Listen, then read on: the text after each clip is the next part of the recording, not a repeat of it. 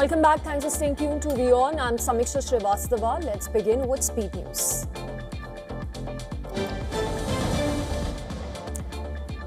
At least 19 people were killed in drone and missile strikes in Russia and Ukraine, which destroyed a book market in Kiev, while Moscow faced one of the biggest attacks since the war started. In Russia, swarms of Ukrainian drones killed 5 people in a residential area in the southern Rostov region. 3 more people were killed in the Belgorod, Kursk and Moscow regions, and 4 others were killed in parts of Ukraine occupied by Russia. Also, Russia's defense ministry said it had intercepted 822 drones across the country overnight. A barrage of Russian drones and missiles killed 2 people and wounded 14 others at a steel plant in Zelensky's hometown.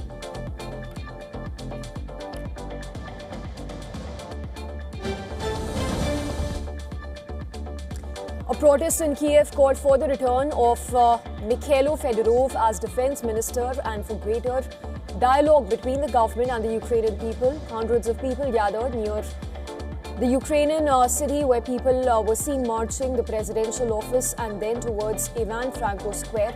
Protesters were awaiting a response from Parliament as it resumes work next week, including decisions on the leadership of the Defence Ministry.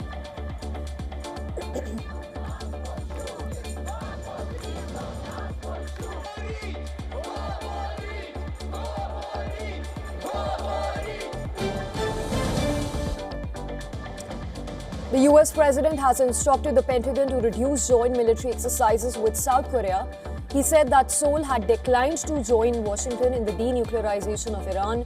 He wrote on Truth Social, and I quote, "Based on my very good relationship with Kim Jong-un of North Korea, I'm not happy with the fact that the United States had agreed to participate in joint military drills with South Korea." Trump said that it was too late to cancel the drills this year, which are due to start, but that he's instructed Defense Secretary and War Pete Hegseth to substantially reduce them.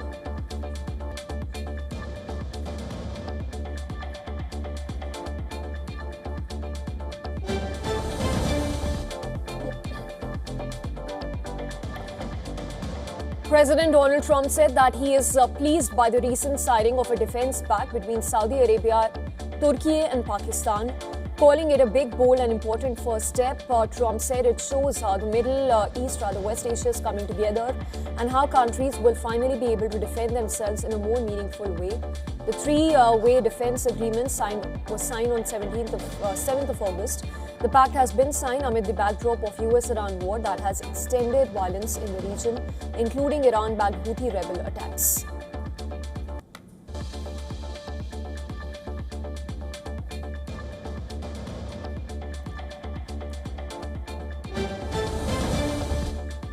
Dozens of Hezbollah supporters gathered in Janat al-Hazra cemetery in Beirut's southern suburb for the funeral of a family of 6 members killed in an Israeli airstrike in southern Lebanon. On Saturday, Israeli airstrikes in southern Lebanon region killed at least 11 people in the deadliest attacks since a truce between Israel and Hezbollah went into effect on 20th of June. Lebanon's health ministry said that an airstrike that targeted a home on edge of Ansar village killed 7 people, which included 3 children, and wounded 2 others.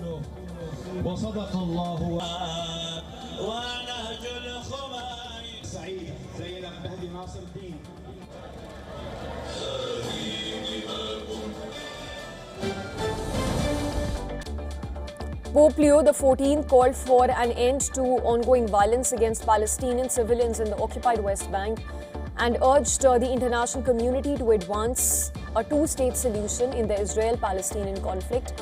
Until recently, Israel was striking Gaza nearly every day. According to Gaza's health ministry, Israeli attacks so far have killed more than 1,200 people since an October truce deal came into effect.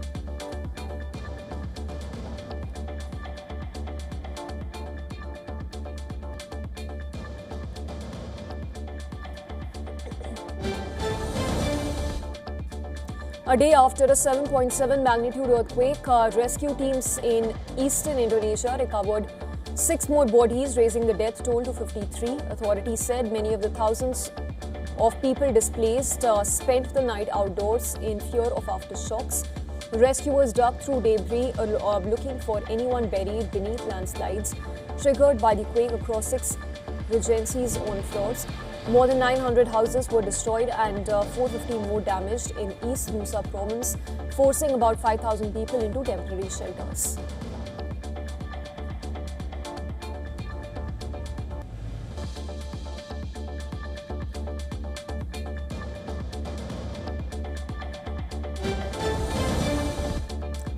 Brazil's two main presidential candidates kicked off their campaign, rallying supporters in their political strongholds.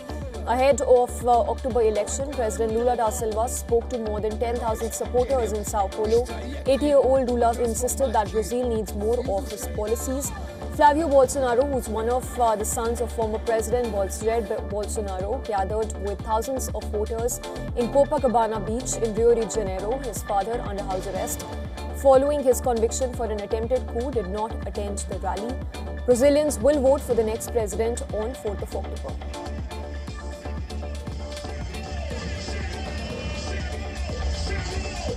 O Brasil vai vencer, porque eu vou indicar 4 ministros do Supremo Tribunal Federal. A section of Kenyan opposition politicians held a series of rallies in Homa Bay County, which were attended by large crowds of supporters led by Nairobi's Senator Edwin Sifuna. The movement, dubbed Linda Mwawa Nanshi, which translates to Safeguarding the People, has become one of the opposition factions that has been agitating for political change from the current regime ahead of the general elections in 2027. President William Ruto has been facing increasing pressure to vacate the presidency from such opposition movements.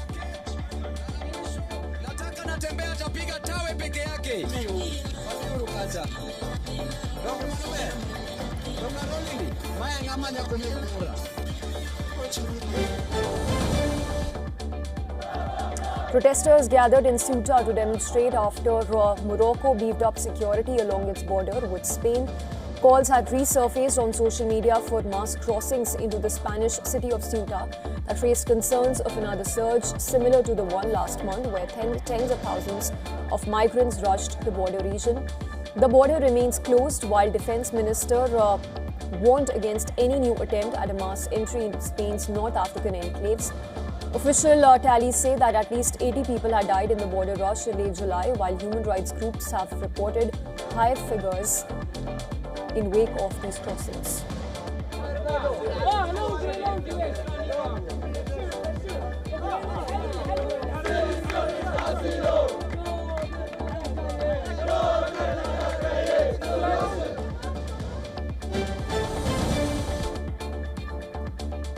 A passenger bus travelling on a highway in Hungary went off the road and into a ditch where it overturned.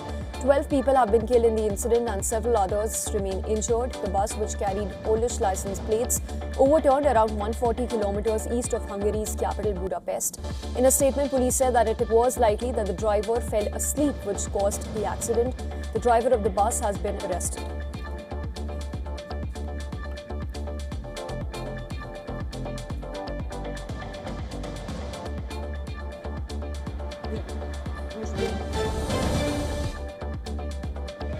Hundreds of people in Pakistan took part in nationwide protests and marches organized by the Islamist political party Jamaat-e-Islami against rising fuel prices, high taxes and soaring inflation. The demonstrations also highlighted local public concerns and called on the government to provide relief measures for citizens who've been struggling with the rising cost of living. Protesters carried banners and chanted slogans against inflation and increasing petroleum prices. Party leaders said that the growing economic burden on ordinary people has made it difficult for many families to meet their daily needs.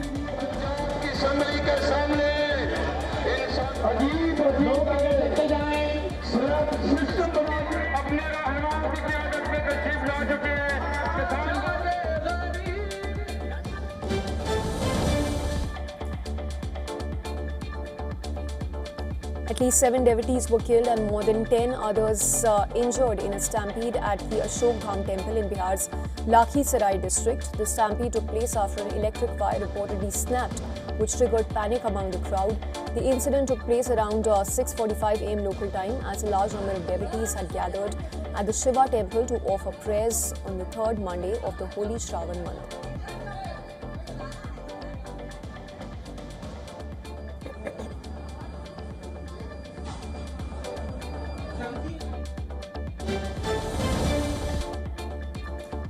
A complaint has been lodged with the Delhi police seeking registration of an FIR against Congress leaders Sonia Gandhi and Rahul Gandhi. Complaint was filed over alleged disruption during the rendition of the national song Vande Mataram at an Independence Day function at the Congress headquarters on 15th of August.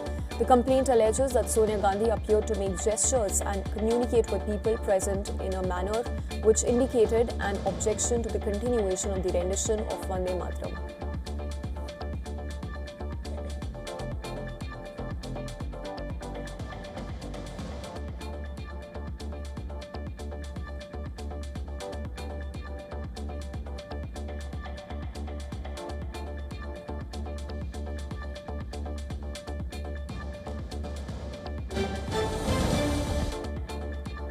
Student leader Devendra Nath Mato, who completed 15 days of hunger strike in protest against alleged irregularities in the Jharkhand Public Service Commission and Jharkhand Staff Selection Commission, called for permanent reforms in the education system to ensure that future generations do not face similar hardships.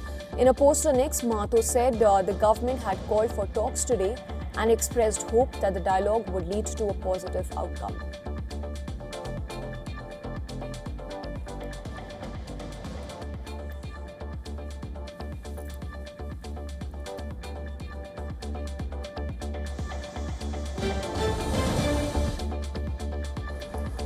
At least 2 people were killed in a wildfire on the Greek island located west of Athens. The bodies were recovered in the village of Peristeria, where strong winds fueled the rapidly spreading blaze.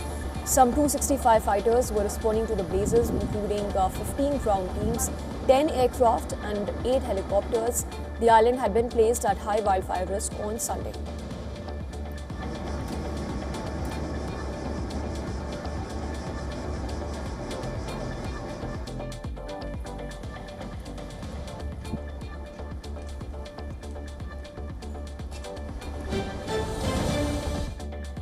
Firefighters were battling wildfires in Belgium with a massive blaze scorching a natural reserve in eastern Belgium. The blaze had burnt about 30 square kilometers in the High Fens, which is one of the country's worst wildfires in recent history. About 600 residents in nearby municipalities were told to evacuate as winds shifted and smoke spread through the area. Authorities also advised tourists to leave while a nearby gymnasium was opened to receive evacuees. Belgium has activated EU's civil protection mechanism in order to receive assistance from other countries.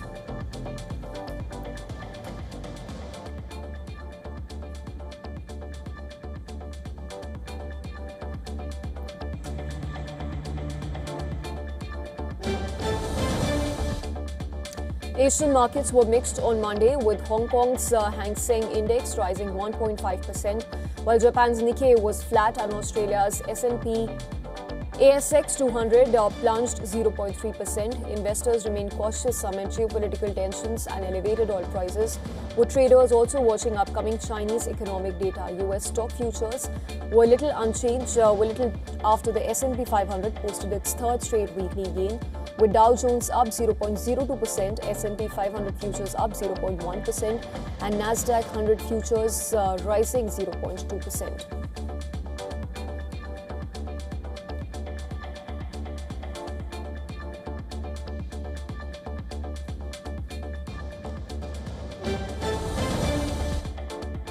Oil prices held steady on Monday, maintaining gains from last week as prospects for a lasting US-Iran peace deal dimmed and concerns over supply disruptions in the Strait of Hormuz persisted.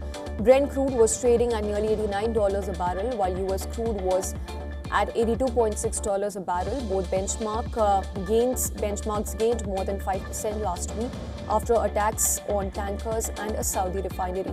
Shipping through Hormuz also slowed sharply, with only 5 commodity vessels transiting on Saturday and none on Sunday, according to Kepler data.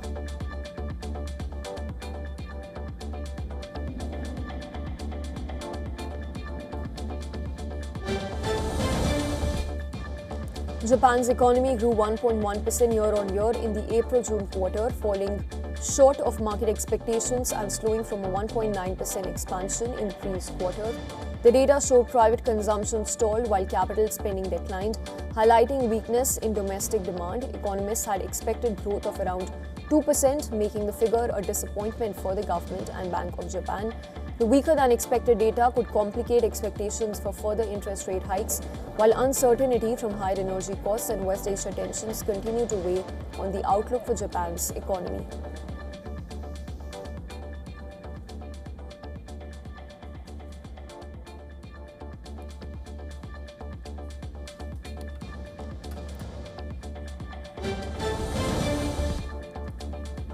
A woman identified as Jane Doe 4 has joined a lawsuit against Elon Musk's XAI. The lawsuit accuses XAI's Grok chatbot of being used to create explicit images of minors. The woman alleges her stepfather used Grok to alter a photo when taken when she was 11 years old and created more than 7,000 explicit images of her, according to the Washington Post. The case was already brought by three Tennessee teenagers who accuse XAI of failing to put basic safeguards in place to prevent Grok from creating sexualized images of real people, including minors.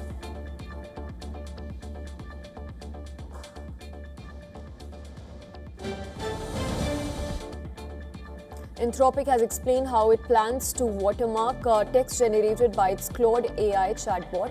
The company says the watermark will create a hidden pattern in the text that readers cannot see but can be detected using a special key. Anthropic says that it will use Google's DeepMind's synthetic text technology and plans to release a watermark detection API. The company says that light editing may not remove the watermark completely, but a complete rewrite replacing every word can remove it. For code, Anthropic says the watermark will have a negligible effect because code has fewer flexible word choices.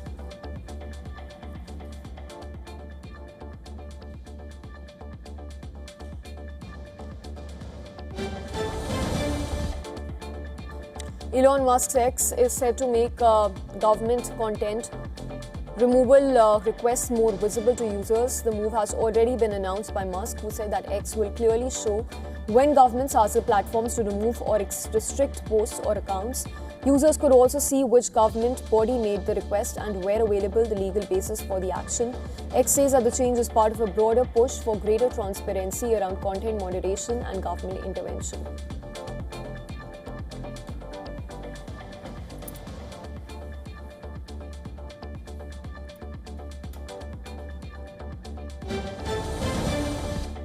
India are set to begin day 3 of the first test match against Sri Lanka with an overnight score of 460 runs for the loss of 9 wickets. Kuldeep Yadav and Prasidh Krishna will carry on from where they left off on day 2. On the other hand, Sri Lankan spinner Prabhat Jayasuriya is on the verge of picking a 5-wicket haul earlier. Indian batter Devdutt Padikkal scored a scintillating 167 on a rain-curtailed second day. Padikkal's knock is the 4th highest Test score by an India in Sri Lanka. His innings contained 15 boundaries and 1 6.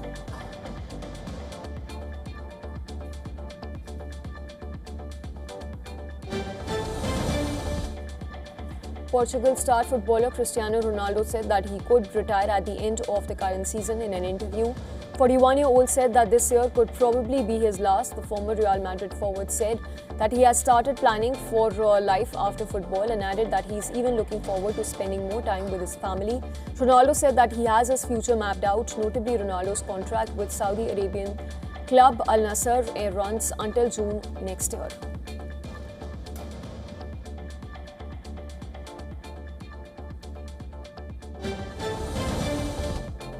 Arsenal powered to a 3-0 victory against Manchester City in the Commodity Shield. This was on Sunday. The Gunners made a strong statement ahead of the Premier League opener in the first 24 seconds of the game, with Riccardo Calafiori scoring the opening goal, which was later followed by a header by Kai Havertz before half-time. The third goal for the reigning Premier League champions came from Martin Odegaard in the 48th minute of the second half. This is notably the first game that Manchester City are playing under a new manager who took over after Pep Guardiola stepped down as manager in the last season.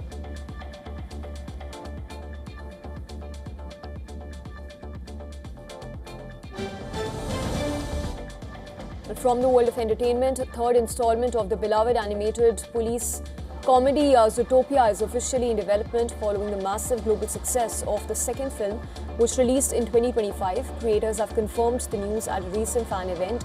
Although plot specifics for the third outing are currently under wraps, fans are eager to see more detective adventures that feature their favorite animal heroes in the mammal metropolis.